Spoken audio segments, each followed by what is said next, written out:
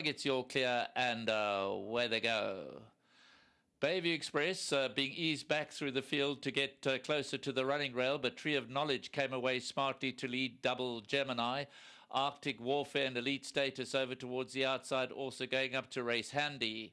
So shortly after the start, as they settle down to race, it's Elite Status that goes on to lead from Tree of Knowledge in second, Arctic Warfare Racing third. Then comes Double Gemini along the inside at Tenacious Time. They're followed by Power to Command, who's pulling hard. Over towards that one's outside is Main Dreamer. They're followed by Bayview Express. Then comes Magari. Further back in the field and about 8 to 10 lengths off the leaders, Gibraltar Roche. Wisp of Glory is back, one from last, and Stunning Guest is the trailer. Racing them on now towards the 1,000 metres mark, and Elite Status is the leader. Elite Status from Tree of Knowledge in second. Arctic Warfare's moved up on the outside to race third. Double Gemini's in fourth position. Then follows Tenacious Time. Then in behind that is Power to Command. Bayview Express is about 5-6 lengths off the leader. 1 length further back to Magari is now getting the wake-up call. Just behind that is Main Dreamer, then Gibraltar Roche. Wisp of Glory still back, one from last. Stunning Guest, the trailer. As they race him towards the 600 now, it's Arctic Warfare that goes ahead. Arctic Warfare by lengths from Elite Status in second, Tenacious Time third. Bayview Express continues to get closer. Along the inside is Tree of Knowledge. Then comes Double Gemini. Quite a few of them under the pump as they come to the last 400 metres, and Arctic Warfare is in front. Bayview Express is now setting off after the leader. Then comes Elite Express behind that Tenacious Time. Double Gemini. Not much else is running on, and Bayview Express looks set for a comfortable victory. Bayview Express sweeps into the lead past a tiring Arctic Warfare. Double Gemini running on behind that, but it's Bayview Express who's now a mile in front. He's going to win this by a steeplechase margin. Bayview Express by 6 to 7 lengths. Double Gemini will be second. Magari third. They're coming home in Indian file. In the end, Bayview Express wins, easing down by 4 lengths from Double Gemini. Then came Magari, and Stunning Guest was fourth.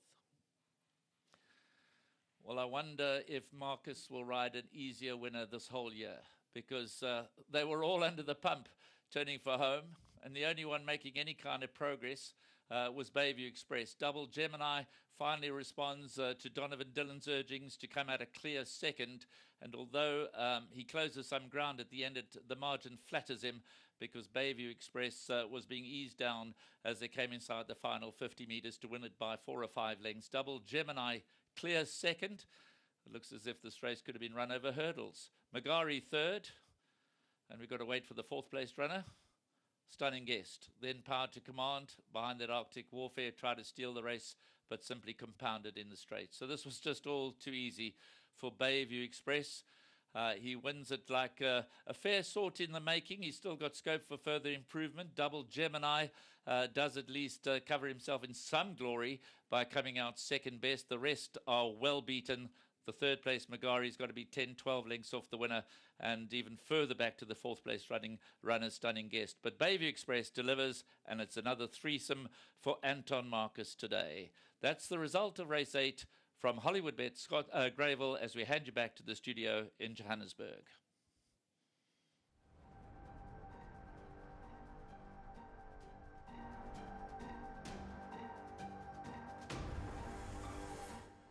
Well, the rest is history, as they say, and Bayview Express has left them in the wake. He's just come home lonely. And once again, just thanks very much to all the trainers, the jockeys, and everybody. When we do the interviews during the week, they take their time out and the transparency.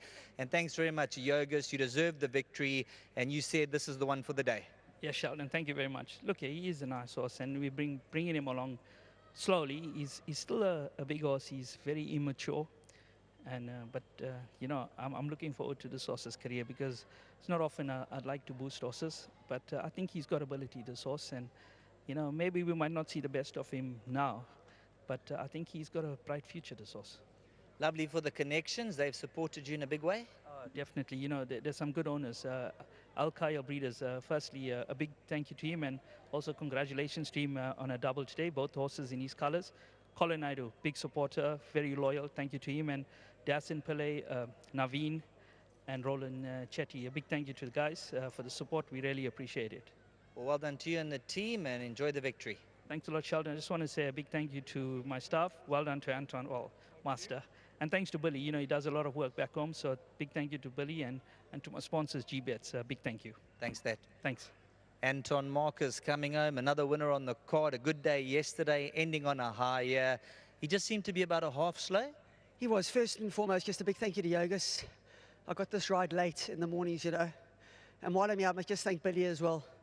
Billy's ridden his last 2 starts and he just gave me a bit of advice, which certainly aided. So, Billy, I really appreciate that. And yeah, I think he'll be a nice horse in time, Real staying type. Can't say didn't handle the poly because he won, but I think you'd see a better horse on the turf. He started to feed his way through the entire way. I saw you nursing him through 1 or 2 niggles and he just kept finding more. In fairness, as myself and Yoga spoke about it yesterday, after the switch to the poly.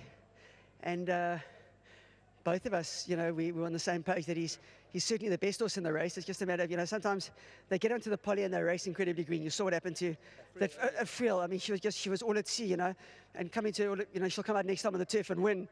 And, people question what happened, but, it can happen to them on the poly, Sheldon. But, I mean, once I got after him, it was pretty much race over. And just really grateful for the opportunities and to the owners as well. Thank you very much. Wayne, Belinda and the boys, thank you. Safe trip home. Thank you, Sheldon, you too.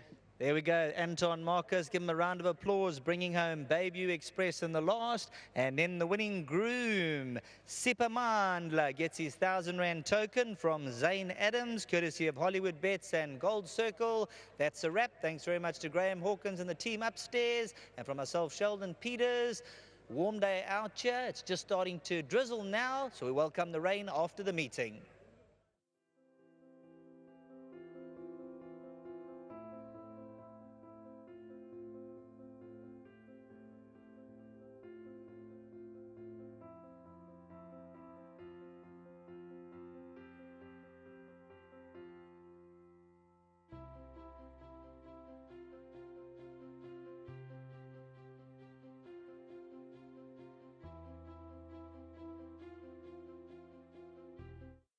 Well, some action-packed racing today, and we're going to go to race 7, number 13, Lataba, with Donovan Dillon for the Shane Humby stable.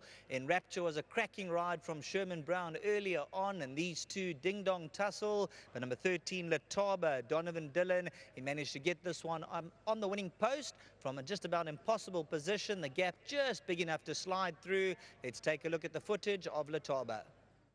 The inside with Alfonso Spagoni, then comes Binary Star. Quinte looking for galloping room towards the outside. He's taken up the lane of Quant Master as they come inside the final 300 metres now. Kingston Rock over towards the outside. Binary Star, Chatterton's keeper. Quinte, Constantine also looking for a way through but not finding a gap. It's Kingston Rock in front. Kingston Rock just the leader from Lataba, flying up on the outside, and Lataba has got